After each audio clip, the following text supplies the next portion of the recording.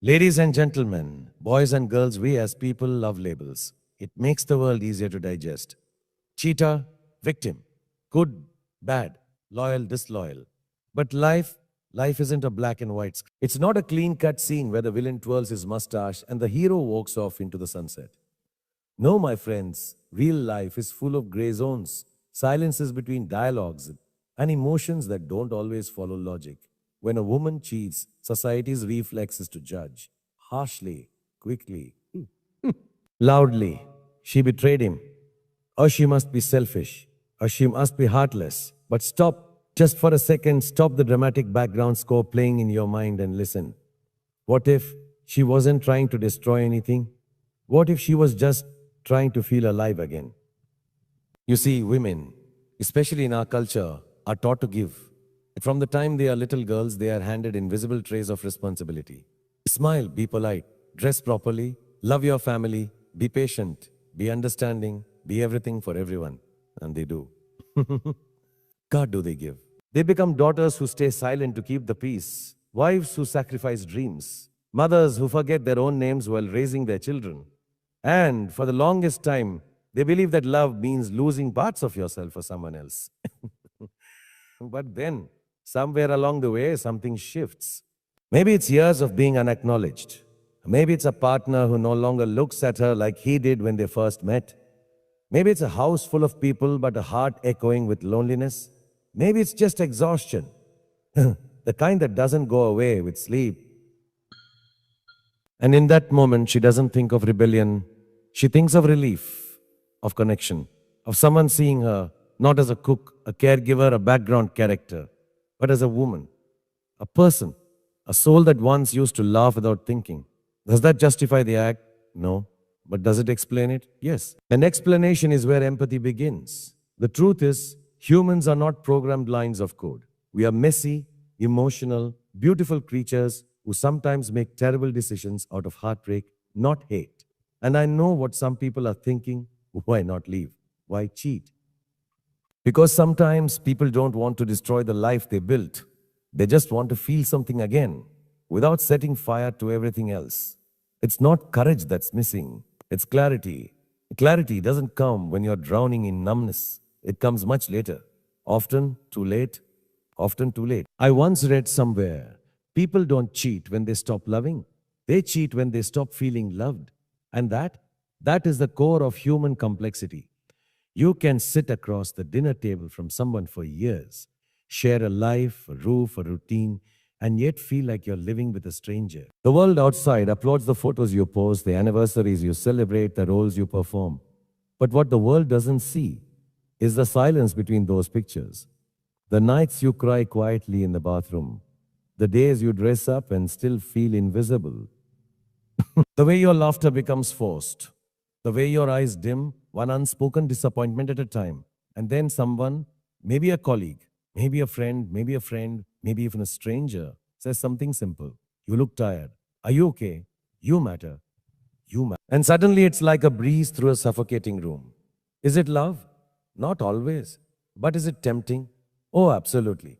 Because when someone offers you attention, affection, admiration, especially after a drought of it, it feels like water in the desert. It doesn't mean she's heartless. It means she's human.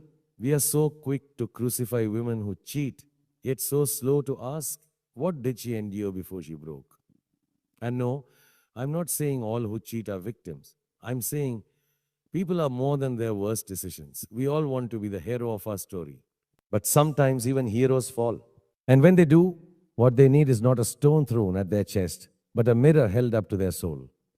To ask, not with anger, but with curiosity, what pain are you carrying that made you act this way?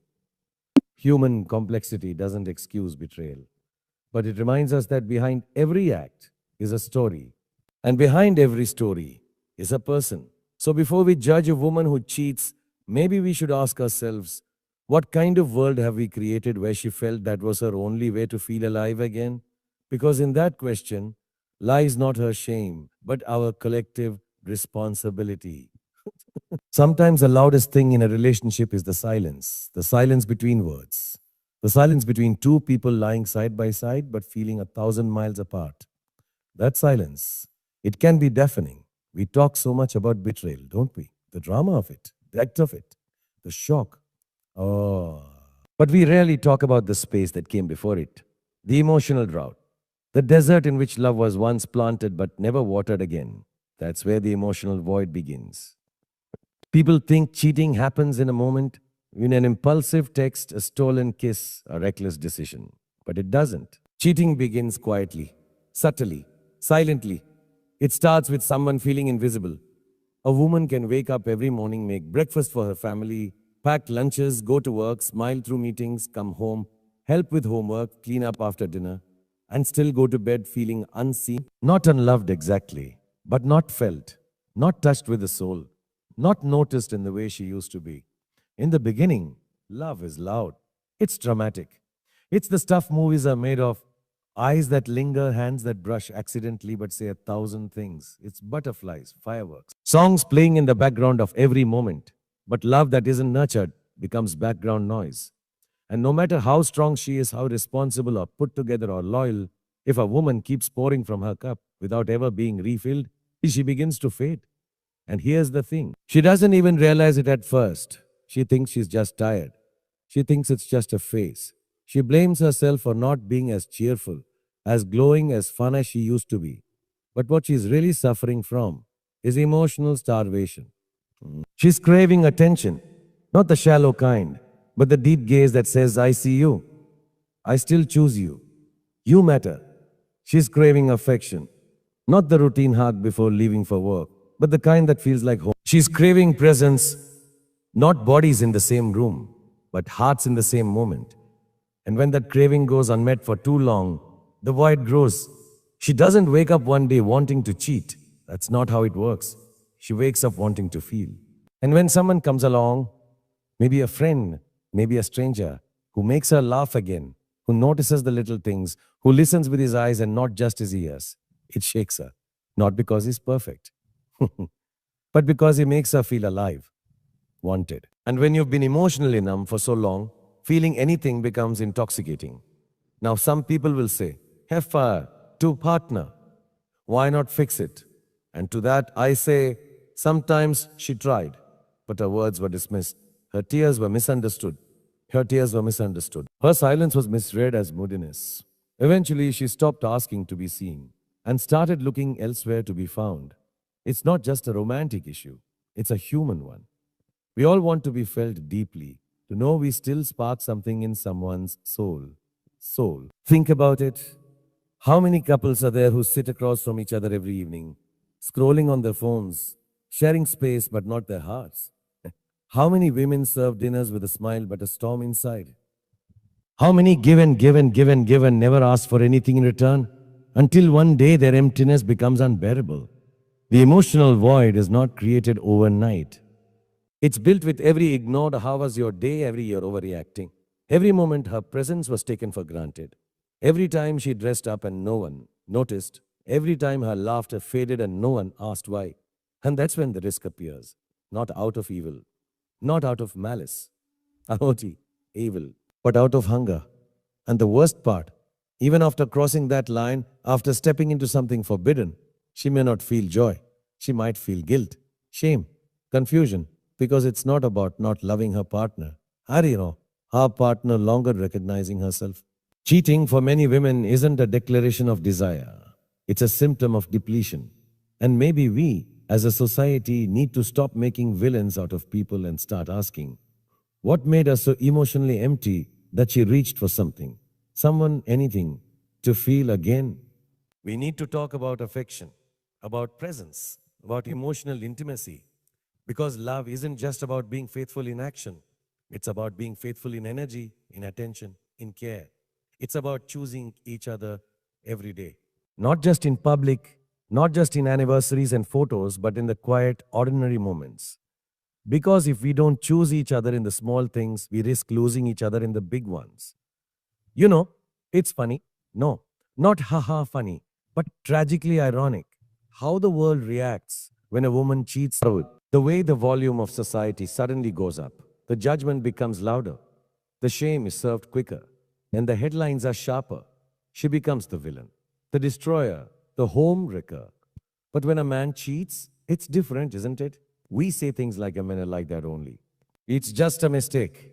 He still loves his wife. He just got carried away. And that right there is what I call society's most subtle crime, the double standard. You see, from the moment a girl is born, she's wrapped in expectations like a tight fitting dress. Be soft, be sweet, be loyal, be sacrificing, be everything, but never too much. She is raised to protect her family's honor, carry the culture's pride, and if she dares to step out of line, even for a heartbeat, she is called everything but human. But when a man slips, the same society adjusts its lens. Suddenly, he's confused, he's under pressure, he needs time.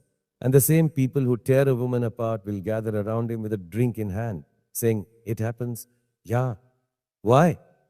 Because society doesn't just expect women to be perfect. It demands them to be perfect without fail, without feeling, and without freedom. Let me ask you this. When was the last time you heard someone say, "A poor woman, she must have been emotionally neglected"? She probably felt invisible in her own home. Or maybe she was trying to survive loneliness. Almost never. But we say it for men all the time. Because for men, we look for the backstory. For women, we just write the ending guilty. When a woman cheats, her entire character is put on trial. Her clothes, her smile, her phone habits. Even her friends are blamed. She hangs out with divorced women, no wonder. Her integrity becomes a family discussion. Her mistakes are stitched onto her reputation like a scarlet letter.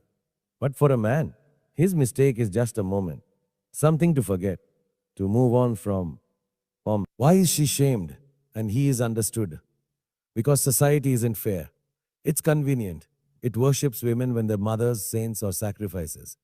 But the moment a woman steps outside that carefully drawn line, she is no longer someone to protect. She becomes someone to punish. She becomes someone to punish. We tell women to be honest in love, but when they express dissatisfaction, we silence them. We say marriage is a partnership, but only one side is allowed to feel tired, to be flawed, to seek more. And here's the most painful part. Many times, other women are the first to throw stones. Because even they were raised on the same rules, to judge before they understand, to protect an image rather than support a sister. And in this storm of blame, we forget that infidelity, though wrong, is still a human act, born not from evil, but from emptiness, from mistakes, from needs unmet and voices unheard. No one's excusing it. But can we stop crucifying women for being human? Can we hold space for their flaws the way we do for men? Can we ask not what's wrong with her, but what went wrong around her? You know, I've played lovers in films who chased trains, crossed countries, fought traditions. But in real life, love isn't always so dramatic. Sometimes love dies quietly in kitchens, in hallways, in text messages left on a scene. And when it does, when a woman finally breaks the rules, it's not always because she's wild. It's often because she's been breaking inside for years. Yet society doesn't want to hear that part of the story. It wants a villain to punish, and a woman who cheats makes the perfect one. But let's try something radical. Let's be fair. Let's admit that cheating by man or woman is a symptom, not a standalone crime. Let's stop using gender as a scale for shame. Let's stop forgiving men and crucifying women. Because if you really want loyalty in a relationship, if you want honesty and trust, then it starts with equality.